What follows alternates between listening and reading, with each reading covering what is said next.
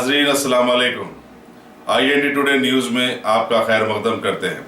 आइए देखते हैं ये तफसीलात। शहर हैदराबाद का महकमा पुलिस बच्चा मजदूरी के खिलाफ में जबरदस्त हरकत में तो है, लेकिन वाज़ेह हो कि समाज में मजबूर व बेसहारा लोगों की बाज़ाबादकारी के लिए किसी भी किस्म के हरकियाती इक़दामात का फुक़दान रहा है।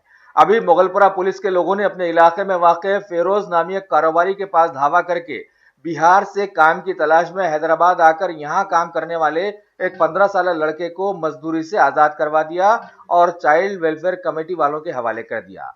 लेकिन मौजूदा समाज में जीने बसने वालों का यह वतीरा रहा है कि बड़ों को कोई सही काम नहीं मिल रहा है, जिसकी वजह से जिंदगी चलाना मुश्किल हो गया है। लिहाजा बच्चों को काम पर लगा दिया जाता है तो पुलिस उन्हें काम करने नहीं देती। आखिर भारत की 75% गरीबी की सतह से नीचे जिंदगी गुजारने वाली आवाम करे तो क्या करे? क्या हुकूमत मजदूरी करने वाले बच्चों को पकड़कर उन्हें पढ़ा लिखा कर क्या उन्हें नौकरियां दे सकती है?